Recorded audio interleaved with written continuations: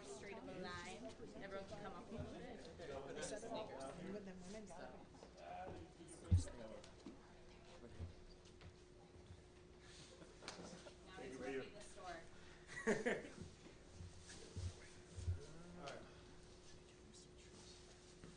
Come on, RT. All right. Are you ready? Oh, look at that. Those sweets? Aren't those sweet? I hope you're going to buy them. Yeah, of course. No, this is not just for show here. I'm Okay, actually gonna be okay, I'm well. wearing these back to the office right now. There you go. Yeah. They're great. All right, we ready? Yep. All right, well, good afternoon, everyone. We are here in the IDS Center at Edición Especial, and the owner, Ms. Reinlias, has created this beautiful vision for shopping here in one of the most important buildings in the entire city. And the reason that we're here is we want to show you some of the work that is presently taking place and the recommendations that are presently being rolled out from our downtown retail task force to reanimate our city. Every single downtown in the entire country is presently going through a transformation. Every single downtown in the entire country, if they are going to ultimately see success, they're going to have to change. It's not going to be those that are clinging white-knuckled to what once was that see success in 2 and 5 and 20 years down the road. It'll be those that are really embracing change. There are so many amazing recommendations that came out of that June downtown storefronts task force. But what you can see right here is a few of them being implemented in real time. And I want you to just take a look at what you would see as a customer coming through the doors of IDS. You come in IDS, you look to your right, you're not seeing this big vacant space. What you're seeing is this awesome animated spot where you can get some incredible footwear, some amazing clothes, and I'm actually wearing some of the latest designs here myself right now. I just want to point out how cool these shoes are. I'm going to be wearing them on the regular, and not because I want to support downtown. I'm wearing them because they're just awesome shoes. So this is the direction that we can ultimately go as a city, and several recommendations came out from this downtown storefronts task. Vibrant Down. This is one of the things that we really need to get changed. This is the longest name in the history of names. This is the Vibrant Downtown Storefronts Retail Task Force. It doesn't really matter. But here's the important part. Out of that task force came a series of recommendations. One of them was to expand on Chameleon Shops. What Chameleon Shops does is it takes some of these vacant and underutilized spaces and you put people with a beautiful creative vision in them. People like Ms. Reinlias. People like people that have these wonderful visions for setting up a new business. And rather than have a bunch of vacant space, you've got this amazing storefront here that you can come in, you can shop, you can hang out, and be on your way. That's what this is about, and we allocated $750,000 to expand on this Chameleon Shops vision, to activate some of these vacant and underutilized spaces. We spent $250,000 on arts and culture and activating these storefronts, not just with places where you can buy things, but places where you can experience beautiful creative art. And whether that means getting active performers literally in the windows, or that means showcasing some of the amazing artists that we have throughout our city, we're going to get these places activated, and we're going to make sure that these wonderful thoroughfares of the city have life on them. That's the main piece. It's not just abiding by what once was in terms of people coming in to hang out in an office, to do some work, and then immediately go home. We are reinventing what downtown is and ultimately what it can be. But those are not the only recommendations that we're implementing. We're right on Nicollet Mall now. And we know that for Nicollet Mall to be successful, it needs to go through a change itself. And I know that Councilmember Lisa Goodman, right behind me, has been pushing really hard to take the next step on what Nicollet Mall can be. to potentially get that bus traffic off of the mall, to make it fully pedestrian, and to make sure that people can walk down this beautiful pedestrian mall without concern of getting hit by an automobile or a bus. They can take a leisurely stroll, get a drink, go in and buy a coat, and then ultimately head over to Hennepin Avenue and see a play. That's what downtowns are about. It's about you go into this beautiful space, you lose track of time, you hang out with your friends longer than you ever anticipated, and then you wander home at even the wee hours of the morning. That's what a great downtown is about, and that's ultimately what we're leaning into. And then finally, we want to transition some of this underutilized space above the retail levels, so above the ground floor and the skyway levels, into active use. And whether that means transitioning commercial into more of a cooperative style workspace, or that means shifting them over from commercial to residential, that's something that we are pursuing in the moment. So we're so excited about the direction that this could possibly go. We think that there is a lot of opportunity in where Minneapolis's downtown in particular can go in the next several years, and we're going to be rolling full bore. And so we've got a number of incredible elected officials, downtown council members, people that have been working so hard to make this happen, from Steve Kramer from the Downtown Council, to Gabrielle, who's been hard at work from the very first hours of this work to make sure that this is ultimately a success, to our Chief Operating Officer in Heather Johnston. And now I want to introduce someone that has really been a champion of the Central Riverfront, a champion of downtown, in Council Member Michael Rainville. Council Member. Thank you. Thank you. Oh, I forgot you. Thank you so much, Mayor Fry. But before I begin my remarks, I just want to acknowledge Lisa Goodman, the council member I share downtown with, and all your help to mentor me into my job.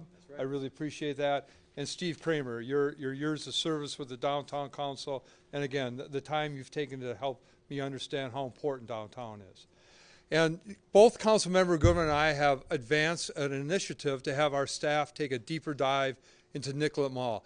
We envision Nicollet Mall as being a green, pedestrian-only mall to help accelerate downtown. Rest assured that downtown is coming back, that the city of Minneapolis will do all it can in its power to affect that change. And we haven't forgotten about the warehouse district either, which is a big part of downtown. We look forward to helping here at City Hall. Thank you for your patience and guiding us through this process. There are only two things that I want to talk about: my love of historic buildings and my even greater love of shopping. And one of the most exciting things happening on November 16th is the good people at the Dayton's Project are going to unveil 76 vendors, makers, artists, creatives, who are going to operate within the first floor of the Dayton's Project, bringing retail back to the Dayton's Project building downtown. And that is something that has happened with a ton of hard work from the ownership, the management, and the consultants who have worked to find just the right retailers and bring them back. So this Thanksgiving and this Small Business Sunday, come downtown. So you can have 76 vendors in one spot in a beautiful historic district. I want to thank our friends at the Dayton's Project who are here. Do you want to add anything? Santa Bear's coming back. And Santa Bear, right. Santa Bear is coming back to a number of windows downtown. So on the one day that you can drive your car on Nicollet Mall, I'm not sure how many people remember that that's a thing. Hopefully you'll be able to see a whole bunch of decorated windows and come back the next day to support those 76 vendors, I think 78, who are working to show off their artistic and other retail items. Thank you. All right, good evening. So I had the pleasure to be able to partner with Steve Kramer and co-chair the Downtown Innovation Group that I agree with Mayor Fry is a very long name, but we'll just say super vibrant and very exciting. A lot of the things that have already been said about how excited we are to be able to feature and support things like the Chameleon Shop, but I really just want to take a time and say thank you to Mayor Fry for approving the budget and ensuring that the things that we recommended in our report came through. In addition to that, we had such a phenomenal and exceptional group of mix of people that were a part of this, from designers to architects to council members to folks who really championed and were positioned with a variety of different expertise and fields to support this work. Last, I just want to say that I'm really excited about being able to activate a lot of the opportunities that will happen on Nicollet Mall. Some of them are happening through great partners like Minnesota Sports and Events. We're talking about block parties. We're talking about vendors on Nicollet Mall. We're talking about people being activated and excited through things like sports and entertainment, some that are secret and some that we know. Big Ten's coming in the spring, and we have the U.S. Olympic Trials for Gymnastics that's coming in June. So get excited about it. We will have all kinds of experiences, from restaurants to hotel vendors to block parties and concerts that will happen right on Nicollet Mall and right downtown town to champion a lot of the things that we're doing. Thank you. Well said. Well said, Gabrielle. Well, hi, I'm Steve Kramer. I'm the president and CEO of the Minneapolis Downtown Council. I just want to echo Gabrielle's thanks to the mayor for putting these recommendations in his budget, also to council members Rainville and Goodman, who I know are going to fight the good fight to make sure they stay in there to the council process. I'm going to talk a little bit about some of the things that have happened since the report was submitted to the mayor.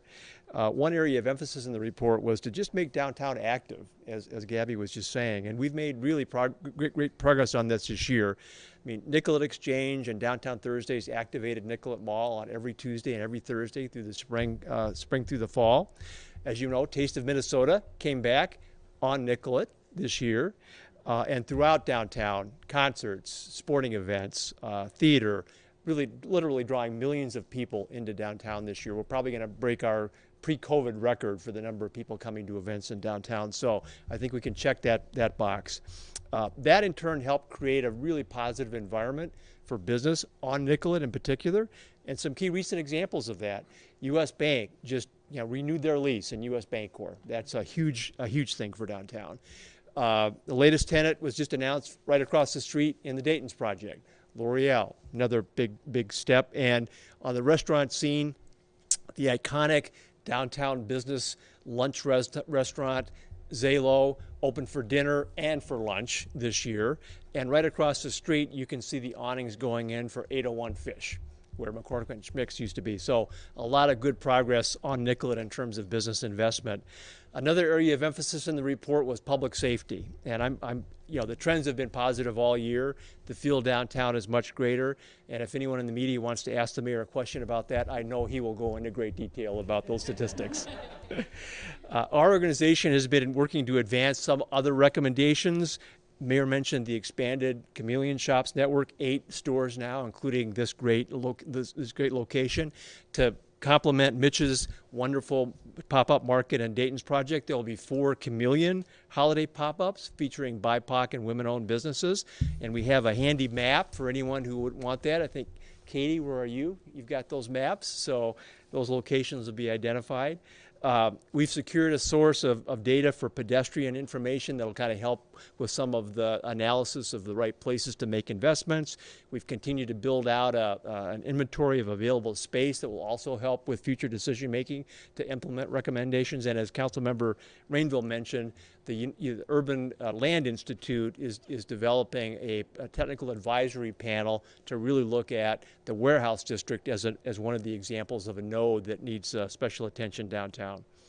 So Heather Johnson, the interim COO for the city, is going to talk about a few other initiatives. Before I turn the mic over, I want to just give a shout out about holidays downtown.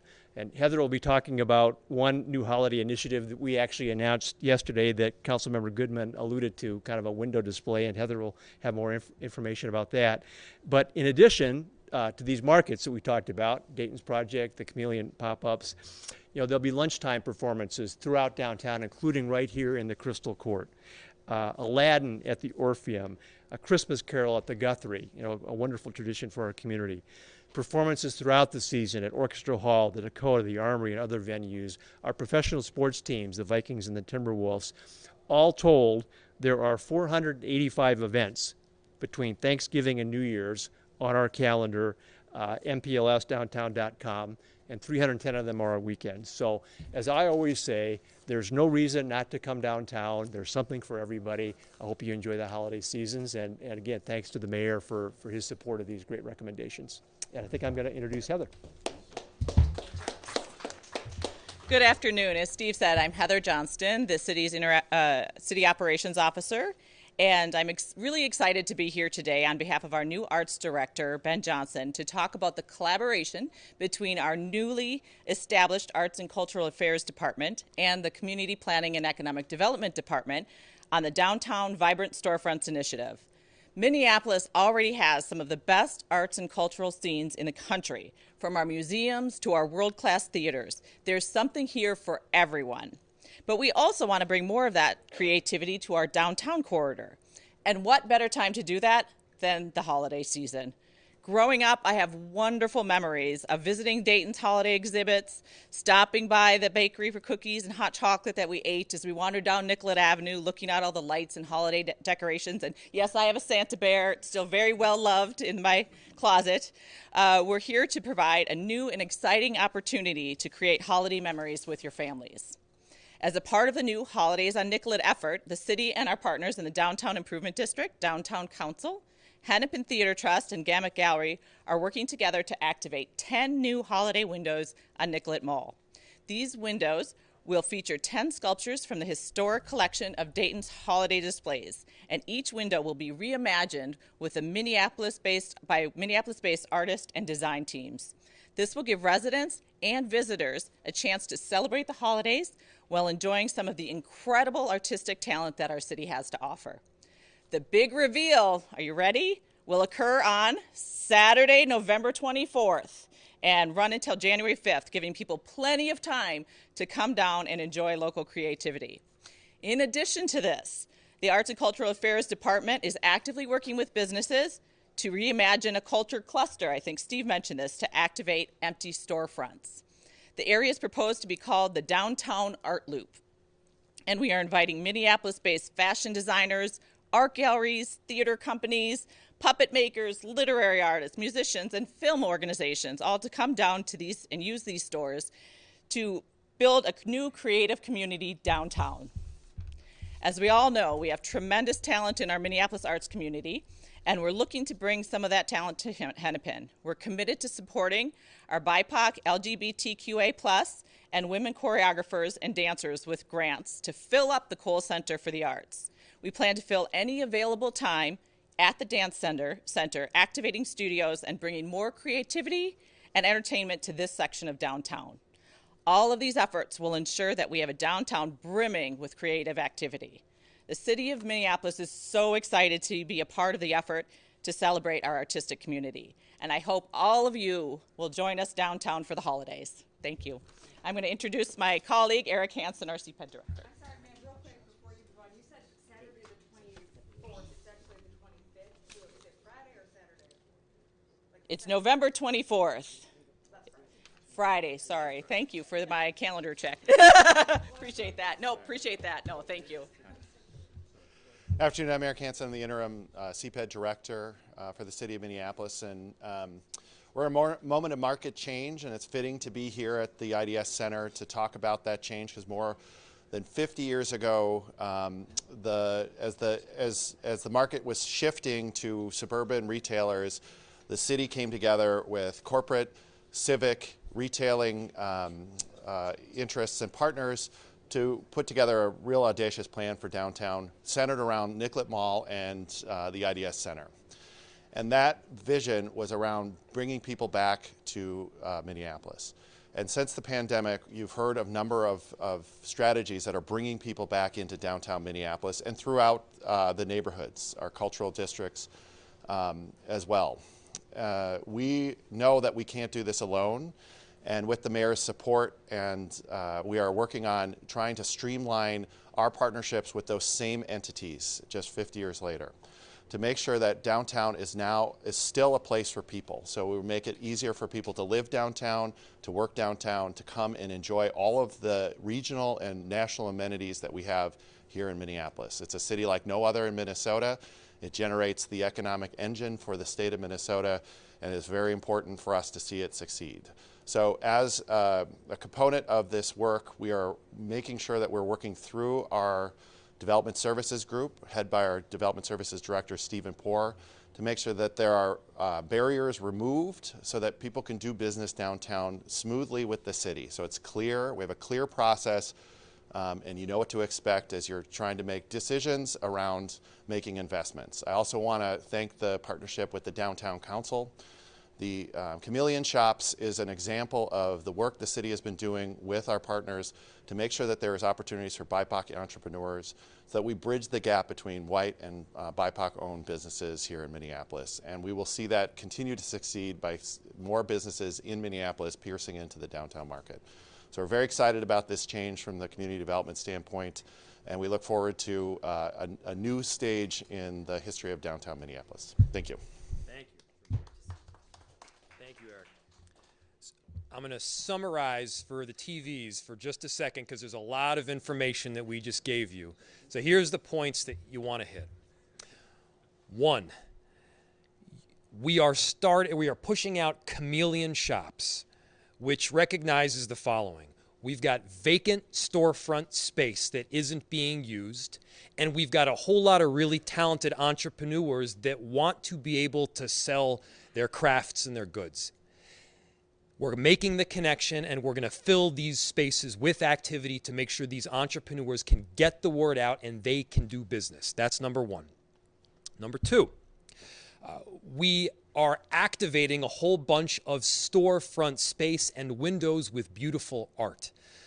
So rather than walking down the street and there's not a whole lot going on, you're going to be able to walk down the street and look in the window and see perhaps somebody dancing. Maybe you'll have somebody doing marionettes. Maybe you'll have beautiful paintings that are all on the wall. Regardless, you're going to be able to see vibrancy and color. 3, Dayton's on November 16th is going to have 78 local entrepreneurs that are setting up their shop in Dayton's. And by the way, you're going to be able to go into Dayton's and get your Santa Bear. And then finally, there are some big overarching things that the city is working on, whether it's transition of commercial to residential or ultimately conversations with Metro Transit to push for the opening of Nicollet Mall specifically for pedestrians. So those are 4 or 5 big things that we're working on collectively, and you can see the results right here on my feet. So with that, we'll open it to any questions you might have. Pretty straightforward. Anything else you want to add? Thank you so much, everybody. Appreciate it. We can take a picture. Yeah, let's do it.